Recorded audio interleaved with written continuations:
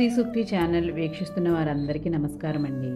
ఈ రోజుల్లో అందరి నోట్లో నానే మాట ఇది. ఏంటి అంటే, అది చెయ్యి పుణ్యం వస్తుంది, ఇది తాకు పుణ్యం వస్తుంది, ఇది ఆచరించు పుణ్యం వస్తుంది, ఇలా ఎన్నెన్నో వింటూ ఉంటాం. మానవుని హృదయ పరివర్తనం రానంత వరకు ఎన్ని చేసినా ప్రయోజనం ఉండదు. దయాగుణం దానగుణం లేనిదే దైవమును ఎన్ని పూజలు చేసినా ఉపయోగం ఏమీ ఉండదు, ఎలాంటి పుణ్యము రాదు. నేడు చాలామంది పుణ్యం వస్తుందని నదులలో స్నానాలు చేస్తుంటారు, ఉపవాసాలు చేస్తుంటారు, ప్రదక్షిణాలు జపాలు చేస్తుంటారు.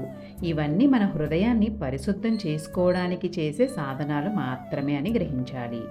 నదులలో స్నానం చేస్తే పాపం పోయి పుణ్యం వస్తుందనుకుంటే చేపల కంటే పుణ్యాత్ములు ఈ సృష్టిలో ఉండవు.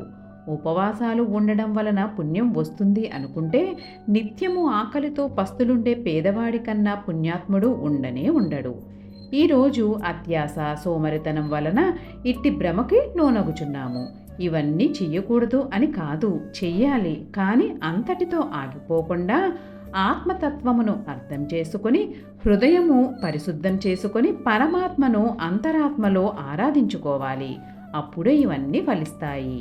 ఏనాడైతే మన హృదయాలు పరిశుద్ధముగా ఉంచుకొని అవి పరమాత్మ కొరకు పరితపిస్తాయో ఆనాటి నుండి మనము నిజమైన పుణ్యాత్ములు అవుతాము. దానితో ధన్యాత్ములు అవుతామని తెలుసుకొని ఆ ప్రకారం నడుచుకోవడమే నిజమైన పుణ్యం. సర్వం శ్రీకృష్ణార్పణమస్తు. లోకా సమస్త సుఖినో భవంతు.